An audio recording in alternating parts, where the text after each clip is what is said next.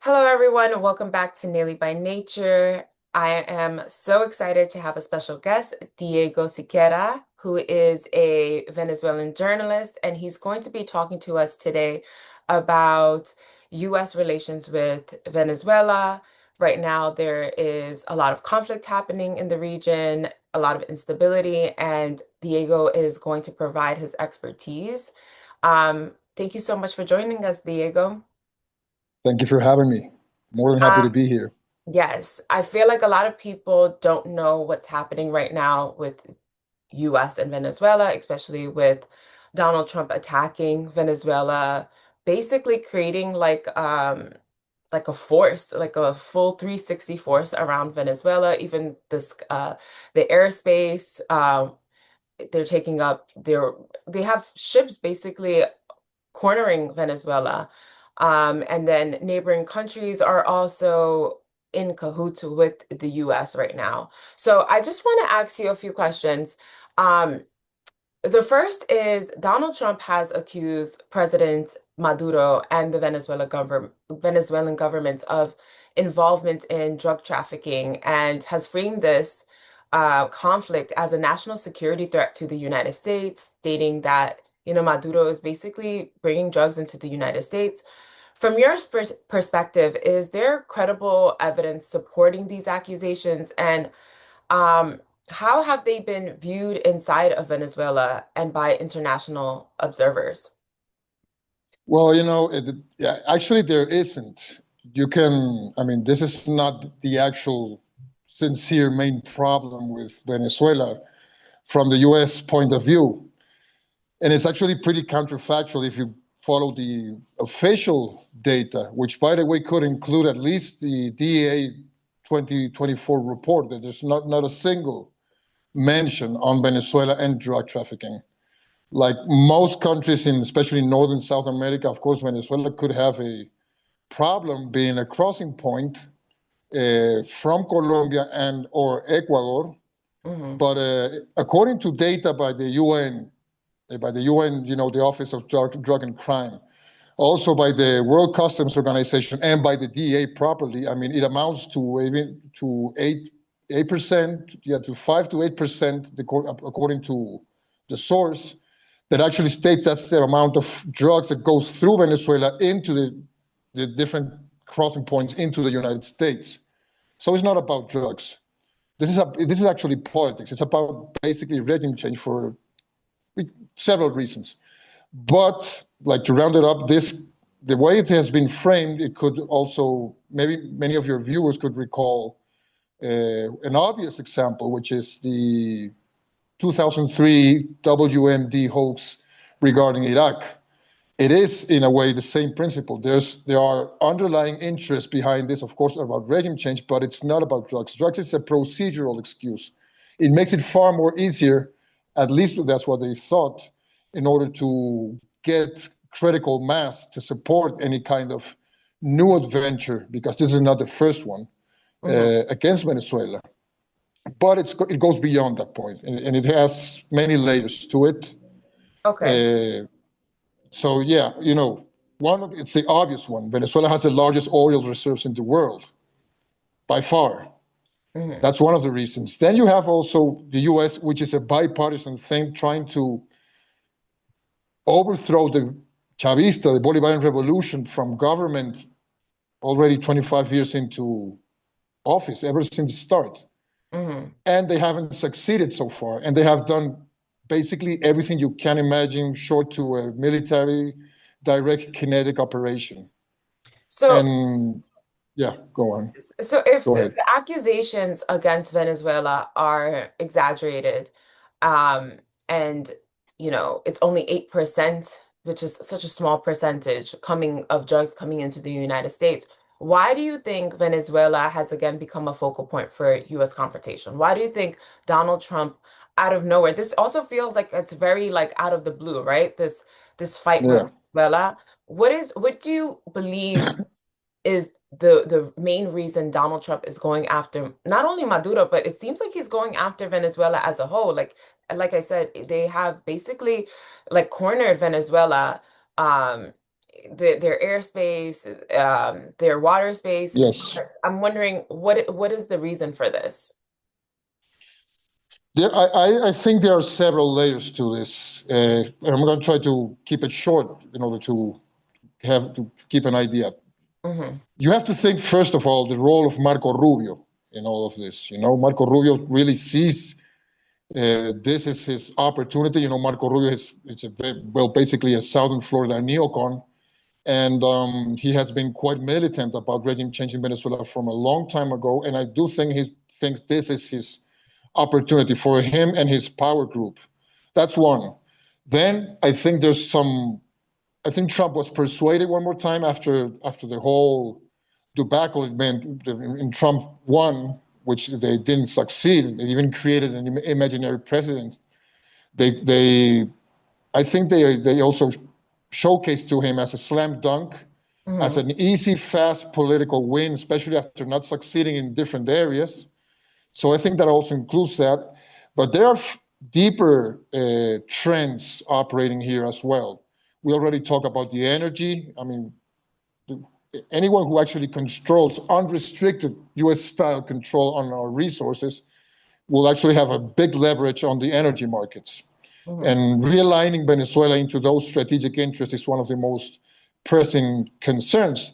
And then there's a final one. I think it's as important, and it was actually retroactive, if you ask me, because it was already 3 months into this, because we already, yeah, close to over 4 months of this naval buildup and this new cycle of political pressure, which is the current national security strategy. It's a matter of doctrine.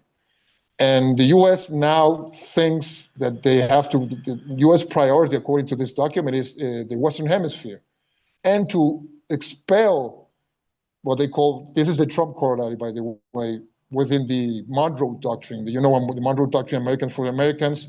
It had a update in 1904 by Theodore Roosevelt, which basically is the current understanding of the Monroe Doctrine as the U.S. will act wherever it seems fit if some governments are not doing what they conceive as properly acceptable.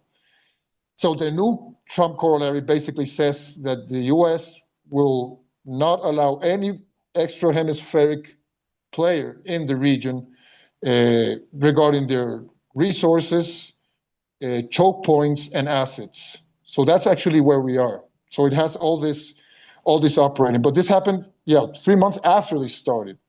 But it's now clear that it's a doctrine more than anything else. And and I think it's a detour. It's an important shift because it is all about multipolarity one more time. Yeah, I'm gonna go back to that in a little bit, but Yeah. I want to first talk about Venezuela and Iran because you know earlier this summer the U.S. attacked Iran, and now they're attacking Venezuelan ships. And I'm wondering, what is the significance of this relationship? Venezuela has had long close ties to Iran, particularly around energy. They've both Yes. experienced sanctions by the U.S., and they're both, obvious shared opposition to U.S. influence. How significant is this relationship in practice, and how concerned do you think that Donald Trump and the US government is about it? And do you think that it's playing into the US's decision to attack Venezuela right now? No, certainly it has a significant place here. Of course, yeah, the U.S. and Iran relations go, like you said, I mean, they go back a long time, especially on the energy front, especially with the OPEC. And but since the Bolivarian Revolution, I mean, Venezuela and Iran have actually drawn closer.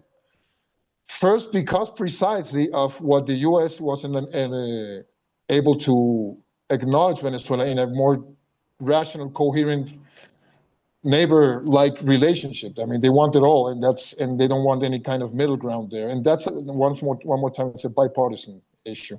And of course, Venezuela being under pressure, being sanctioned, being on its financial access closed, its markets reduced by force, and everything else, it's like a natural, coherent response. And also because there are basic tenets in between the both the Iranian Islamic Revolution and the Bolivarian Revolution. I mean, they both are strong regarding dignity, independence, sovereignty, and know-how. I mean, Venezuela helped Iran when they were in a very dire moment. Yeah, in 2008, 2009. That's actually the first sanctions against Venezuela were because how Venezuela actually supplied Iran with fuel. Fast forward to 2021, and Iran did the same with Venezuela when Venezuela was going through a major fuel crisis because of sanctions, because of blockade. And there's actually a strategic agreement between both of them, just as Venezuela also has with China and Russia. But the case with Iran, I think it's quite different. It does have an ideological sense to this, and there's a very proactive support on many levels. It goes to, I mean, healthcare, trade, energy markets, and yes, a sanction circumvention, ways to actually, go around sanctions and keep both countries away from being completely asphyxiated and choked. And if you follow the statements of each and every of these U.S. officials, especially, of course, the neocons, you're going to see that they're the one actually linking us up in a way that is very, I mean, they draw us closer. The U.S. actually draw Venezuela closer to many of the U.S. declared enemies or foes. Mm-hmm. And it's the same with Iran. I mean, beyond the fact that there's a strong affinity between the both, as global South players, as energy players, Mm-hmm. as sanctioned countries. So they always try to say that, that the IRGC, it's in Venezuela operating, that we have a drone factory or whatnot. And this is also about, to justify the connection between both, because it is also true. We do share the same contact line, if you may. Mm-hmm. And there's another, and precisely because Iran wasn't such a major win, that's one of the reasons actually they focused on Venezuela as an easy one, which is, of course, the same miscalculation. And there's another factor here, Nelly, that I think it's important to wrap it up, which is Palestine. Mm-hmm. Venezuela has been a staunch supporter of Palestine nationhood, of Palestinian rights. And Venezuela has no diplomatic relationship with the state of Israel since 2009, Mm-hmm. since Operation Cast Lead. So this also plays into the same, and it also involves then who are also quite interested in overthrowing the Bolivarian Revolution, not only the United States, of course. And we're talking about Zionism worldwide. I just want to go back really quickly. I know you mentioned that in 2008, was it, or 2000 or 2021, Yeah. Venezuela had a fuel crisis. It was Yes. 2021. 2021. So, what fuel crisis were they having and experiencing if Venezuela is like has the largest oil reserves in the world? Well, it's twofold. First of all, back a year before that, by the way, for example, Venezuela's oil revenues dropped striking 99%. Hmm. That's how much money Venezuela lost because of blockade and because of sanctions and because of not able to go into the regular channels to basically sell the oil, to any partner Venezuela has. Can you just talk a little bit about what those sanctions look like? Because I don't think a lot of people understand like Yes, exactly. what blockades and sanctions are on Venezuela exactly. Venezuela has been under, it was Obama, by the way, we call it the Obama decree in March of 2015. Venezuela has been under the sanctions regime ever since. And before that, it was actually more a financial and economic and trade boycott, what actually preceded the sanctions regime.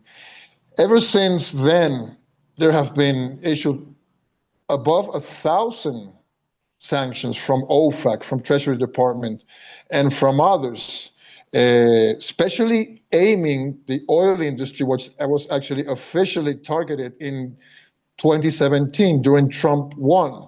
Hmm. This was a massive blow to a country that was over-reliant on oil revenues, uh, and also, yeah, on an economy that was based on oil. So they actually were able to exploit Venezuela's weaknesses and trying to bring Venezuela to a breaking point, economically speaking, Hmm. in order to, that's a sanction rationale, which is basically try to create enough disenfranchisement and internal conflict in order that the people itself inside the country are the ones that are actually going to overthrow the government to do the bid of the USG in this case, which it hasn't been the case other than maybe Syria for us for other reasons also. So that's the rationale behind it. And Hmm. the main problem, and I think this is important as well, uh, on why they're also in a haste to regime change Venezuela now is because all this massive effort hasn't succeeded. Venezuela was able to diversify its economy within very strong limitations. The oil industry has recovered. Venezuela has reached a million barrel mark monthly. And also the economy at least on the macroeconomic level, it has improved a lot. So Hmm. this is also a reason that proves that the sanctions regimes, the sanctions as instrument of coercion are not working, neither in Venezuela, nor Russia, nor Iran, and anywhere else. Of course they do harm, and they still do it, and still it's a major disruption of the energy markets.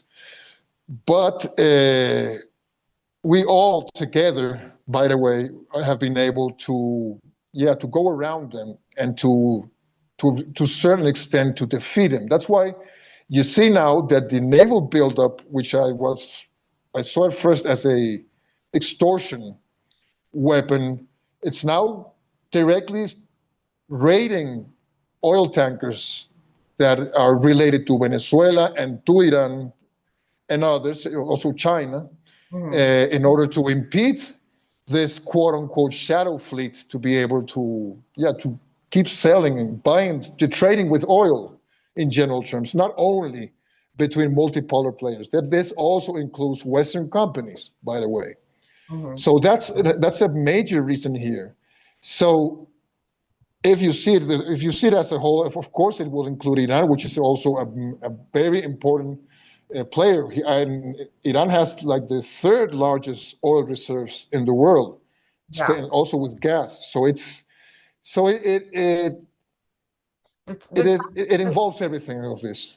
Yes, yeah, no, the top three countries with the most oil reserves is Venezuela, Saudi Arabia, and Iran. And there's only one of the top three countries that are in good relations with the US, which is Saudi Arabia. And it yes. feels like the other two is Venezuela and Iran, which is obviously a threat to the United States. And it feels like the United States has always wanted to have dominance over these countries, where these countries have resisted, where they wanted to be like their own. But I want to get to that in a little bit because this kind of leads into my next question about China and Russia, which are also two countries that the US has been almost like in a proxy war with for a very long time. And it feels like these conflicts with Iran and Venezuela are also proxy wars uh, with China. Some commentators argue that escalating conflicts involving countries like Venezuela and Iran are less about those nations themselves and more about US competition with China and Russia. Do you see Venezuela as part of a broader proxy struggle between these global powers? Yeah, I think there are larger fights going on that go through Venezuela. Hmm. And yes, there are very specific aspects that focus exclusively on U.S.-Venezuela relationship, North-South relationships, and hemispheric relationships, and the whole backyard thing. That's Latin America's U.S. backyard. Yes, that's one of them. But of course, if you one more time check the national security strategy, it was written by a guy who Elbridge Colby. I mean, it's like the driving force behind the document. He's very aware that the only real strategic threat, according to him, to the United States is actually China. But the US is unable to actually confront it directly right now. It doesn't have the power or the leverage to do it. That's actually a very interesting admission from, imperial realism in that sense.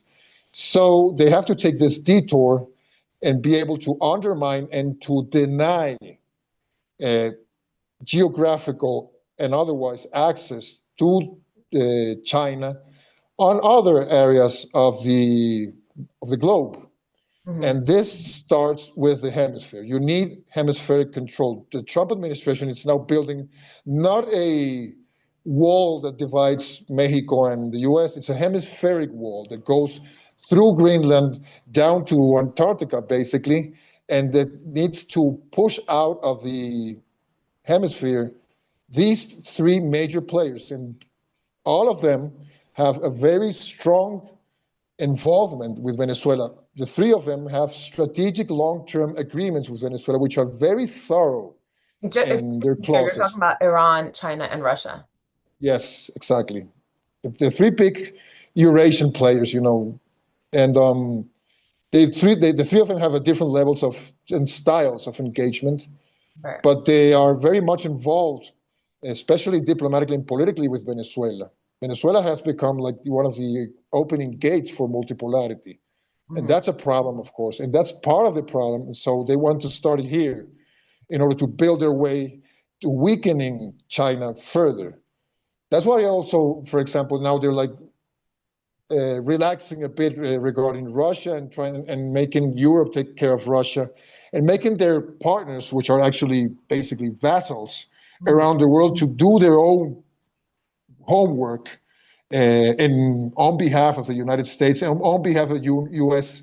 world order in order to, in a short term, be able to actually now, in a larger world, more under their control, proxy-wise and otherwise, to confront China Right. and to rekindle dominance because I mean, there's an awareness of decline going on here and inside the United States, at least on strategic planning level. Right. I mean, yesterday I just saw that Trump attacked Nigeria.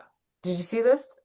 Yes, and makes a Like, lot of sense. you're attacking Nigeria, you're attacking Venezuela, you're bombing Syria, yeah, Yemen. It's like, what is going on? And I'm like, this term of his is very different from his very first term. He was Yeah. never a wartime president, and this term is very much like he's bombing all of these countries. It seems more like global dominance. What are your thoughts on that? Like, what do you think Donald Trump's like engagement this term with like global dominance, what do you think it's about? Well, the first thing we have to like be aware of, it's how truth or even post-truth or whatever that what we wanted to make out of that, it doesn't matter anymore. This is all BS. I mean, they just find some very weak excuse to do just hard, raw power.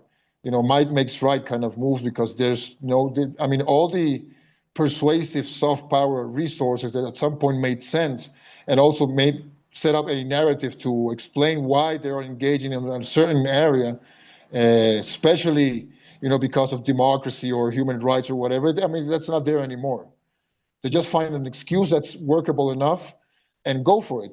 It's the same with Nigeria right now. Funny enough, of course, Nigeria is also a petrostate. Hmm. In its structure, it's very similar to Venezuela in many ways. Actually, both are petrostate, both have that has defined how the state structure has been made, and also um, their approach to their place in their own region. Hmm. But it has difference, of course, and there's three ways of things. I think they're very. It's very descriptive. Sorry, why Nigeria and why northern Nigeria?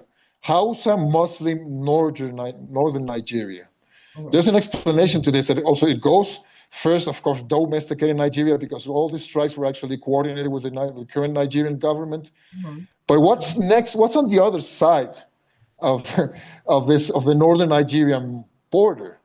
It is Niger, of Hmm. course, and it's of course the Sahelian coalition there.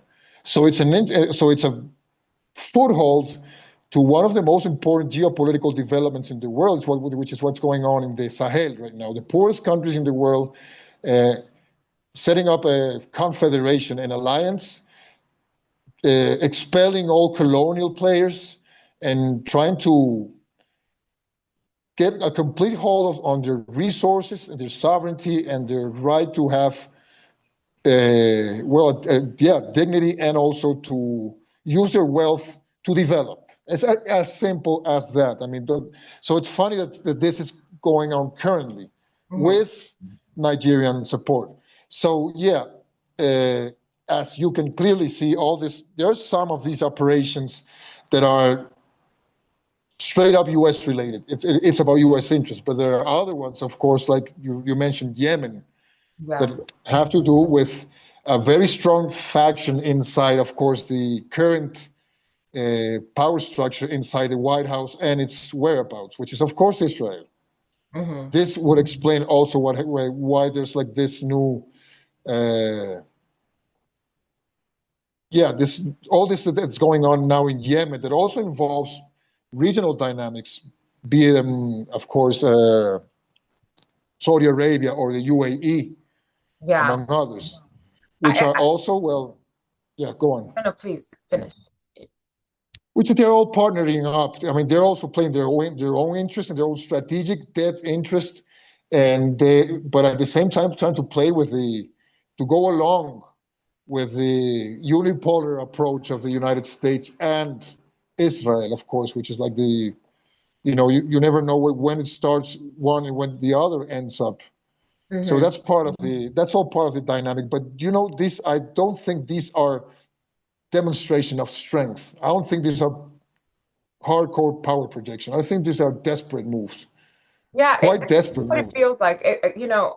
I'm just trying to understand like what is the motive behind everything that the US is doing right now because it's like I mean, at home, our infrastructure is falling apart. Like our tax dollars are going to fight all these wars. Like even this attack on Nigeria, it's being like it's under the guise of, we need to protect the Christians, and it's like Donald Trump does not give a shit about Christians, okay? Because if No, you of do course not. Christians, why are you killing the Palestinian Christians? You know, what about those Christians? What about the Christians that live in the south of Lebanon that are getting bombed by Israel? Like, you don't actually care about Christians. Or what about, the Syrian Christians who are now being Exactly. killed by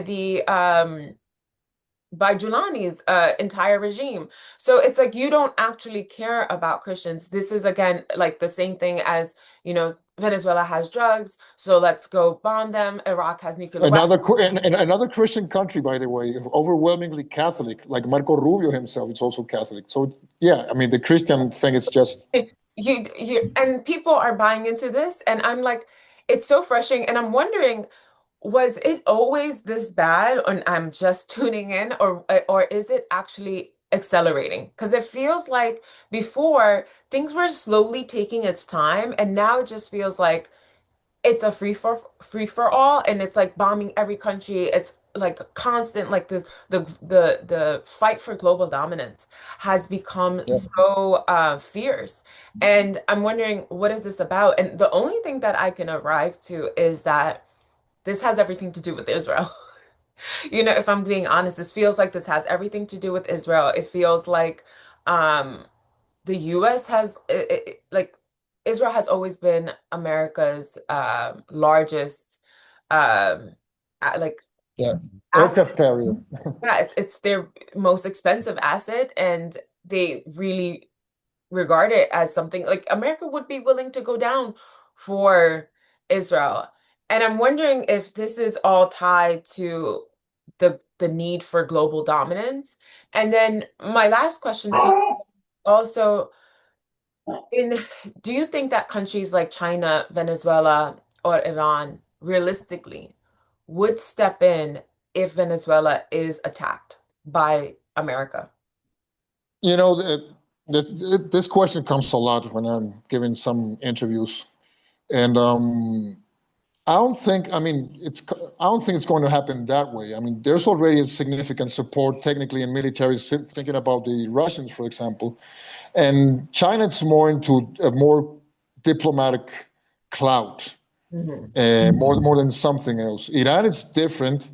but it's too far, And also, what's the point of involving in a more military way if we are unable to defend ourselves? I mean, that doesn't work to the benefit of anyone. And of course, I think we are able to do that to defend ourselves. And there's too much at stake here for all these players. But I don't think that a direct involvement from on a state level is going to happen. I don't think it's realistic. I don't think it's going to be, actually, it's going to be a trap for all these faraway countries. I mean, it's going to bring them down. It's going to create a different kind of quagmire. And so I don't think it's going to be played out that way if it gets to that point, which is also, I think it's still, even with all this bravado, I still think it's not that imminent, military speaking. And also, there are already military operations going on. I mean, we have, I don't know if your viewers are aware that there have been killing people at the sea, be it fishermen, be it smugglers or whatever, since early September up to now. Not only on the Venezuelan Caribbean coast, it's all throughout the southern Caribbean basin. There have been also Colombians and Trinidadian victims among the people who have been killed that we don't actually not even know who they are. They just say because they're allegedly taking drugs into the United States, taking fentanyl, which doesn't come out from Colombia or Venezuela for that matter. And these are extrajudicial judicial killings, even acknowledged by the JAG, by the highest legal authority in the Pentagon. So, and that also backfires. So that's now why they're like shifting the narrative and trying to justify it differently with all these raids to the tankers and so on, because it didn't hold. Mhm. I mean, many polls from the United States, Ipsos and Reuters and so on, they all show there's a high percentage of people that actually don't believe the narrative. They see through it. Mhm. They don't think it's true. They don't think it's going to improve their lives. And they don't approve uh, military action in Latin America. Mhm. So that's also part. This also, I mean, this also I think adds up to the chaos you were describing, and how there's a lack of method within this madness, Mhm. and a lot of improvisation, if you ask me, and a lot of different factions trying to impose their own ways, their own tactics, and how to do that. And of course, here neocons are always the best ones to outmaneuver through state structures, through legislative power, through other players, in order to set up the means and the actions for recovering supremacy global wise, Mhm. because they're pretty much aware of the decline. And they believe that shaping reality directly on the ground is going to work to their benefit at some point without calculating all the blowback that it can come with it. And I think that's also very important regarding Venezuela in that sense. It's not the same to go to do what you did to Iraq, thousands and thousands of miles away of the United States and closer to home. I'll give you an example. October the 31st was one of the moments that it was seemed the closest to some sort of military action from the United States against Venezuela. Mhm. But the West Texas index started to dramatic because of uncertainty started to surge dramatically, according to Bloomberg. Mhm. This, of course, would affect the U.S. population, fuel prices, because this will be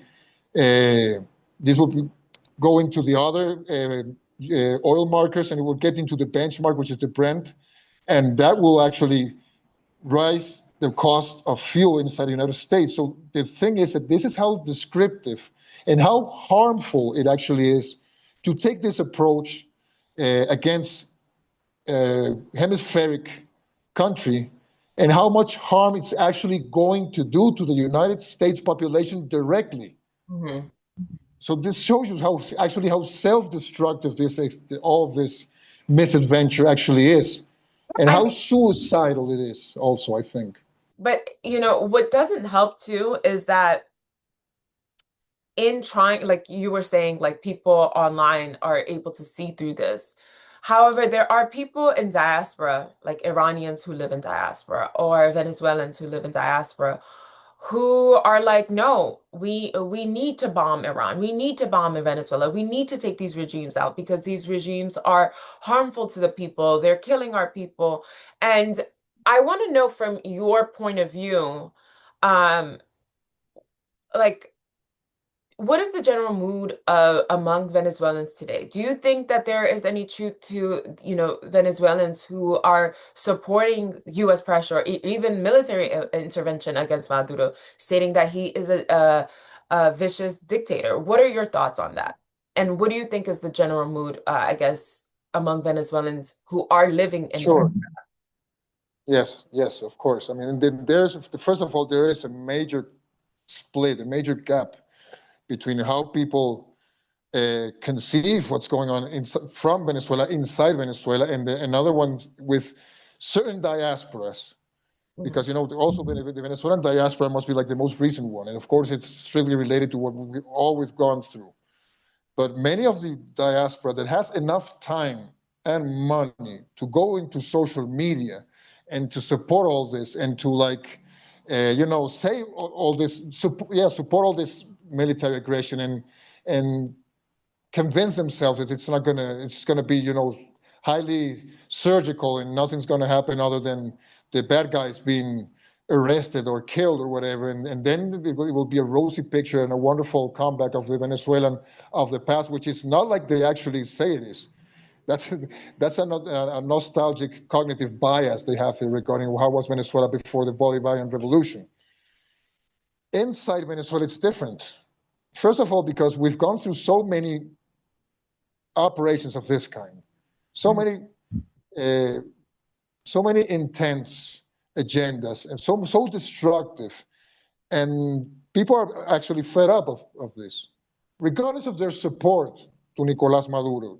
Because yeah, I mean, Nicolás Maduro has a strong base. He certainly does, but he's not. I mean, he's not 90% supporting, in Venezuela. But and yeah, maybe some people want to change. I mean, the recent elections last year, which of course, they are under a lot of controversy. Too long to talk about it here, but there was, according to the actual numbers, I mean, there was a lot of people who voted for the other option. But Yes. what they're not aware of is that with U.S. meddling this way, it doesn't solve anything. And people know this from the side of Venezuela. If you go outside now here in Caracas and you walk around, you're going to see that through all these 4 months, people have been more focused about their own businesses, defending their own normalcy, and focusing on their daily lives. And the question of are they going to strike, are they going to invade, it's a third it's the third thing they're going to ask you. They're going to, if you talk to anyone on the streets. Of course, there's a small faction that are very enthusiastic about military action, but that's the minority.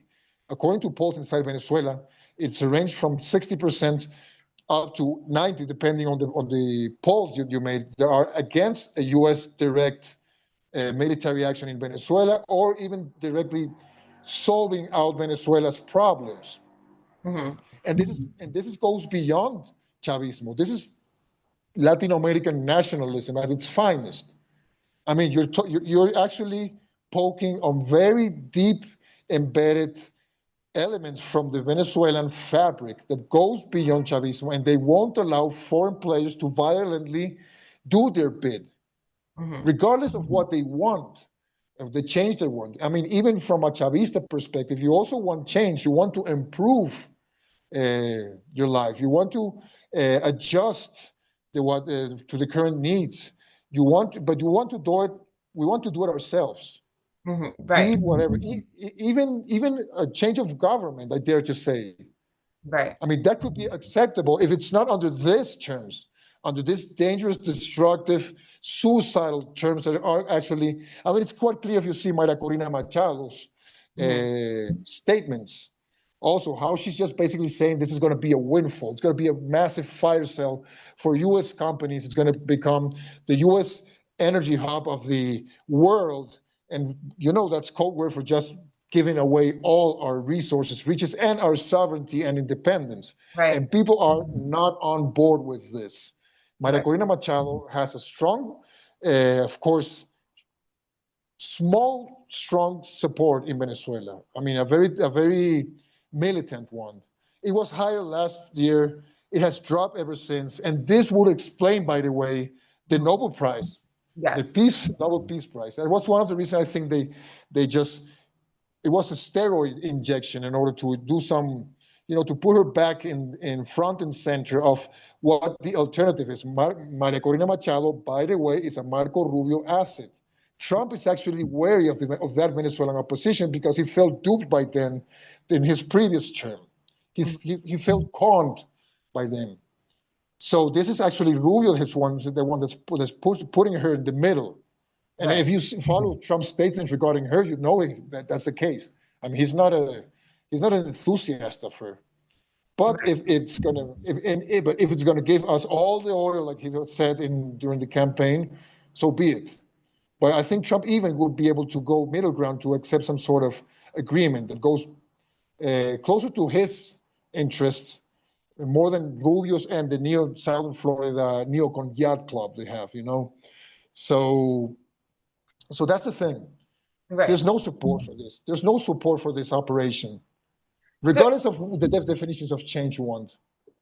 So how much support do you think that Maduro currently has among the population? And how does Maria Machado, who is, by the way, for viewers who don't know, the leading opposition figure to Maduro, viewed inside the country?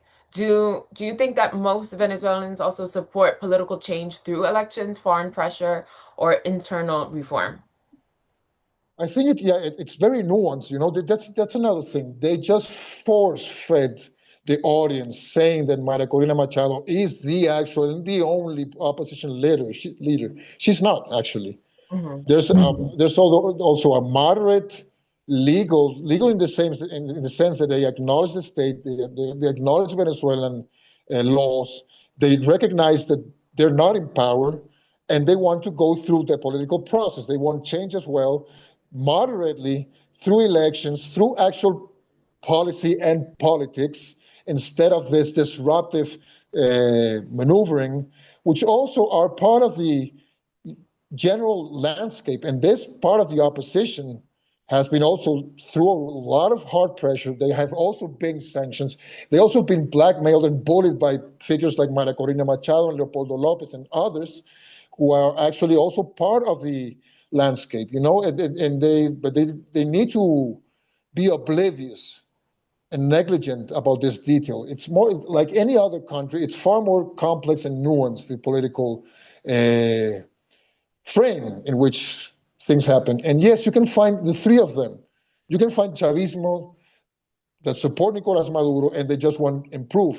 They want to actually update the system. They want to improve, which is the most important. They all want to improve their livelihoods. And I even dare to say that whoever delivers this, whoever recovers the value of wages, which is I think is the most pressing issue to common Venezuelans, would be good enough, be it Maduro or someone else. And I do think that most people actually know that Maduro is the one that's actually now guaranteeing this stability and this balance.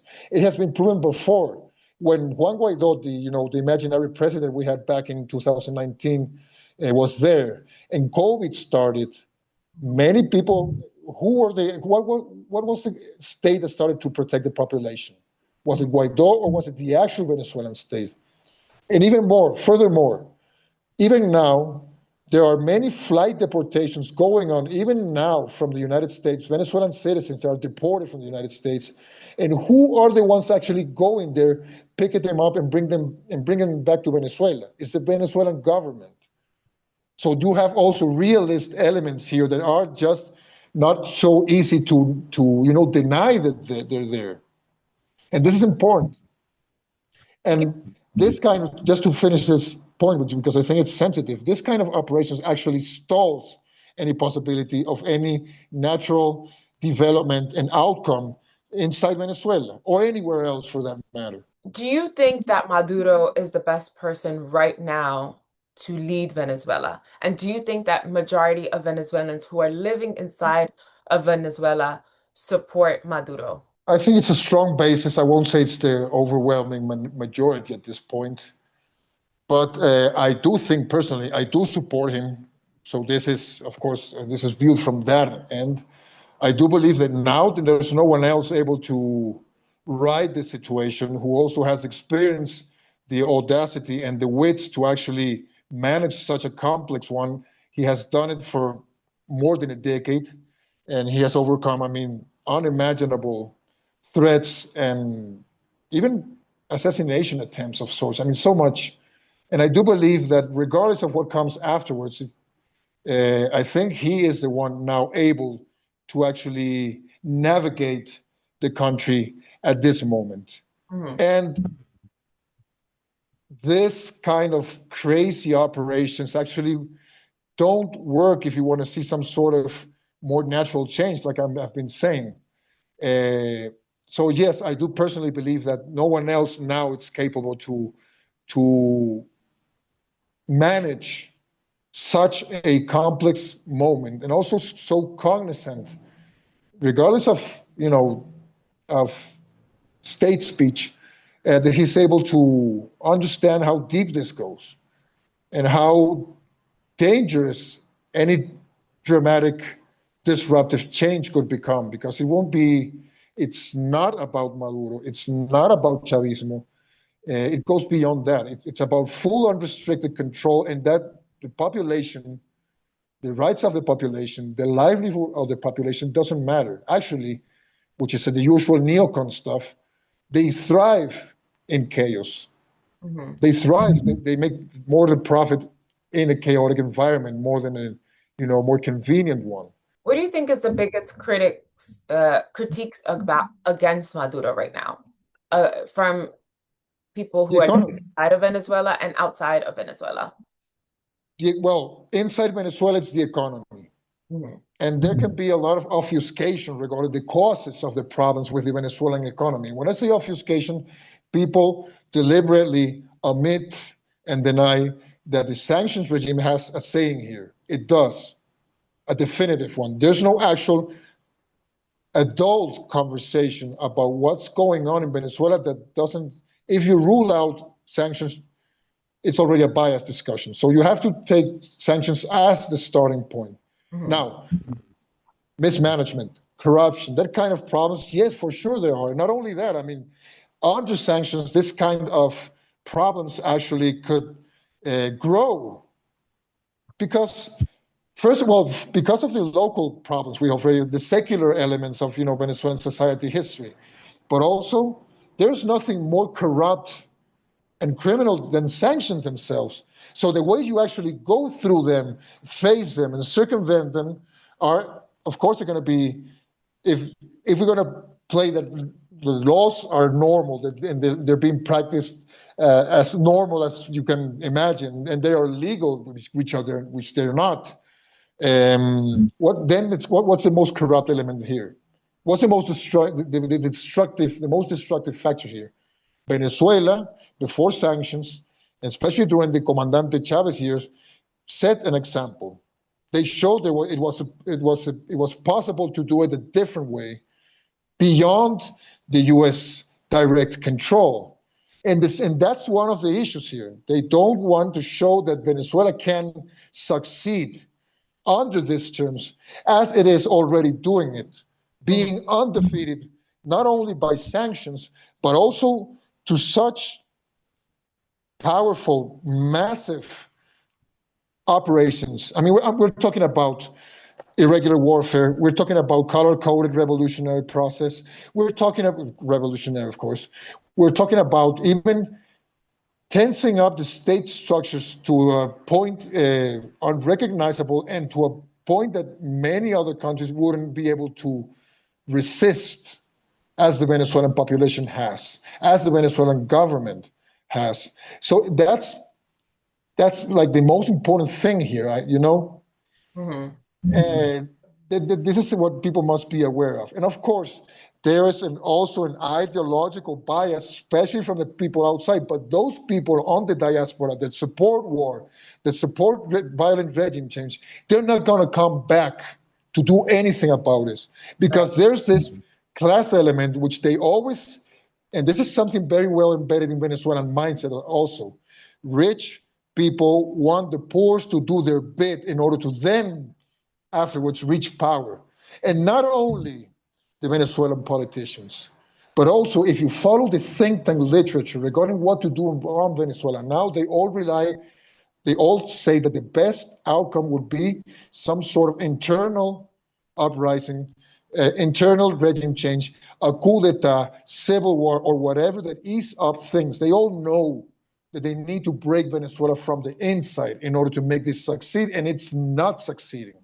That's Right. why 4 years after, 4 months after this pressure, naval pressure, they just go full pirate on this, and they just don't care now about PR wise. They just go and raid the ships. They just go and kill the people, and just that's why they're doing it that way. Because the most important element, which is the Venezuelan society inside Venezuela, hasn't broken. They haven't collapsed. There's no social breakdown up to this point. We're talking now late December. So who knows what happens in January? Right. Because we are now under a naval blockade. Yeah. When it's not a no-fly zone, flights are flying. Some of them are flying. There's domestic airspace activity also, so it's not that close either. It's not that strong of a grip, be it on the naval aspect or be it on the airspace aspect. That's also important to be aware of. This kind of leads into my next question, which is based on what you're seeing, how likely do you think direct U.S. military intervention in Venezuela, there will be U.S. military intervention in Venezuela? And how prepared is Venezuela militarily? And do you think it would receive support from Caribbean or Latin American countries? And what do you think this means for regional stability, migration, and Latin America as a whole? Yes, yes. First, well, Venezuela's doctrine is based on asymmetrical warfare, facing a large superpower. Also, one of the staples of the Bolivarian Revolution is precisely the civilian-military alliance, la Alianza Cívico-Militar, which means that there's an integral approach to defense, which involves all this. It's a whole of society approach. It involves all the spheres of security, which not only involves, military and intelligence and counterintelligence. It also involves everything else, which includes productivity. It includes logistics. It includes social peace during wartime. So it's this approach actually it's quite acknowledged by the US. And one more time, if you go through think tank land literature, they actually there's this famous CSIS report that actually advises like don't go into Venezuela, don't go full boots on the ground because it will be worse than Vietnam. So that's why they also advise large, long distance airstrikes against Venezuela, which is the most plausible scenario in the case of proper kinetic military action. Some sort of decapitation attempt, special forces CIA infiltration. There have been a lot of them. I mean, I don't know how many terrorist plots have been thwarted. Yeah, above 20 that we know publicly since last year have been thwarted, have been foiled. They even reached Maduro's personal pilot in order to, on a flight, divert the plane and land in U.S. jurisdiction in order to give Maduro to the U.S. authorities. And that didn't work either, by the way. So the pressure is there. The military, the unconventional warfare elements are there too. And they haven't succeeded neither. So airstrikes is the most plausible possibility, which I don't see it's that imminent because, like we talked earlier, there are many variants here that are going to affect the U.S. much faster than when Iraq 2003 was. blowback, it's almost immediate in this sense. And this includes, like you said, population flows, unexpected reactions from other countries, from non-state actors, even, it's so unpredictable, and it could be so complex and even multi-generational, if you ask me, what Mhm. could the outcome of this chaos would bring, that it will be. I even dare to say one thing. Regardless of what they do, they're in a catch-20, the US, I mean, they're in a catch-22 situation. If they pull back and withdraw, they lost already. They won't succeed. If they keep going, they won't succeed either. I Mhm. mean, it's going to be more painful for us, of course, but they won't succeed either. So, in a way, I think they already lost, So you think this because is just right now the US is just kind of bullying Venezuela into submission? yes, and I think they're improvising a lot too. I think there was a lot of miscalculation on how things were going to break down from the onset, and I think they're actually now, yeah, just like playing it by ear or something, and creating new excuses.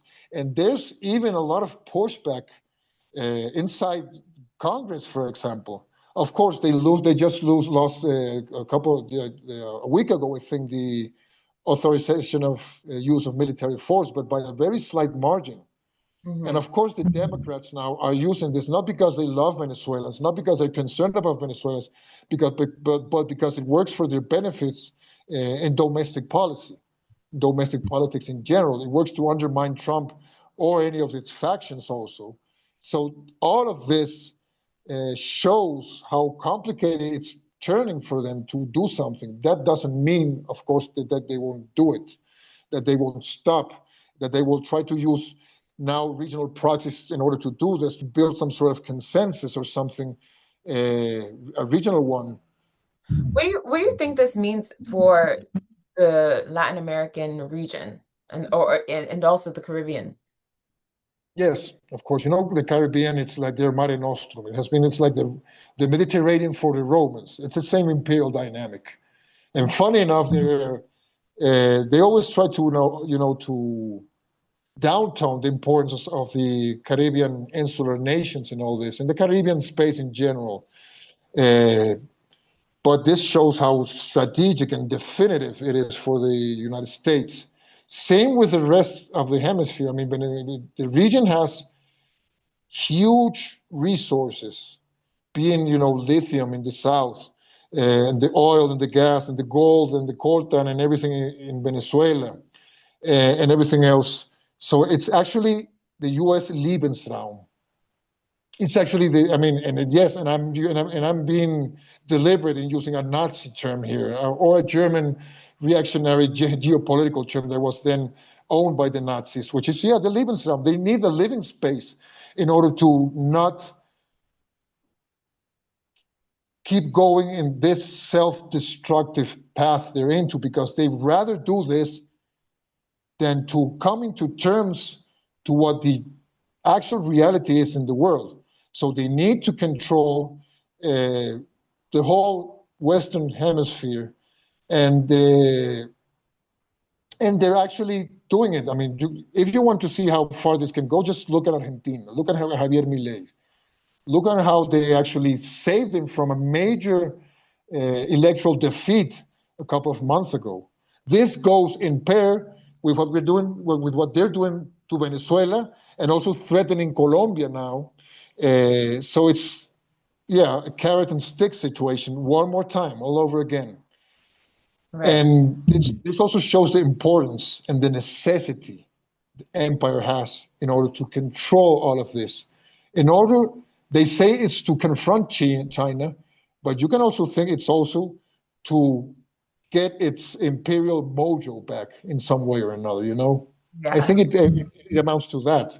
Thank you so much for sharing that. I want to slowly wrap up this interview, but I want to ask you, as a journalist, a Venezuelan journalist, how difficult is it for you to report accurately on these issues, given censorship, propaganda, and misinformation from multiple sides? And finally, what would you want Americans, especially those who don't follow so closely as to what's happening in Venezuela to understand about the country, its people, and the Sure. consequences of possible war. Well, regarding the first question, journalism and media Mhm. have been weaponized in a very, very early stage of the Bolivarian Revolution. Actually, I don't know if your viewers recall, but there was this, in 2002, there was this media-led coup d'etat. We can call it the first postmodern coup d'etat in the 20th, 21st century, in which the media were the decisive force. So this actually set up the tone on how the media would behave afterwards and how they actually represent something else beyond information. So everything became so weaponized and it was and so confronted. And you have two different media at that point. It was two different media spheres operating. And then it also went through the current fragmentation, which is a global thing, the ways that are being reported, the ways that conventional journalism has to mutate and adapt to the current environment, which involves a lot of social media and independent sites and so on. And so that's not much different than anywhere else. Censorship by itself, it's not as they tell it is. And also the media were major power players here who actually engage in violent and very strong political agenda, politically charged agendas against Venezuela. So it's also on them the way the journalism, the majesty of journalism was undermined here in Venezuela, basically. And how that's actually not an exclusive Venezuelan reality. Mhm. Sometimes it also makes up with spook work, and also if you have a country that's very strained up by many foreign threats, if you just start, showing strategic assets or pointing at very sensitive areas in any given juncture, or if you are supporting openly an invasion against Venezuela, how are other countries, Western countries, are going to react to this? Mhm. Think about it in the US, or any European country for that matter. Just look what's going on in Europe regarding censorship and the persecution of people that basically are just having a more rational approach to the war. So actually, I think Venezuela is far more free and irresponsible in terms of freedom of expression, which doesn't mean, of course, that, yeah, there are people that have been even jailed because not only that, because they also involve other elements that goes beyond uh, journalism. But of course, they frame it as only journalism in order to make them more palatable to all the, to the usual NGOs and stuff. So I haven't had, personally, I have more quarrels with quality and propaganda and strategies of how we actually tell our story more than the problem of censorship or something like that. I mean, I think it's even a cultural crisis that's not an exclusive of Venezuela, especially a country that's been also pretty much tired of this, and it has its own cultural manifestations. These are major challenges. It's actually more of a challenge now, what's going on, and how you want to improve and make much of a difference on how journalism, media work, and so on has to be done. And especially how are we able to succeed in telling our story the way we deserve to Mhm. tell it. And how also common people outside of Venezuela also deserve to know what's actually going on.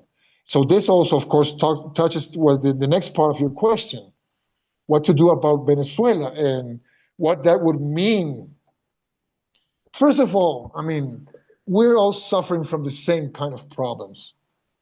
We are all at the crosshair of the same kind of powerful uh, robber barons, lunatics that are actually the ones that are accumulating by dispossession our work, our goods, and our resources, the same way they're doing with the US population. I think on a people to people level, we need to be more compassionate about each other and go through the noise, go beyond all this noise that's actually quite frivolous Mhm. about us being this or the US being that, because I think it goes both in both directions. Right. And but we're all, I mean, most of us are all actually Christian, for example. Most of the people actually have conservative takes about some things. Most of the people want to have a decent life. They want their children to grow up safely. They want to grow old safely.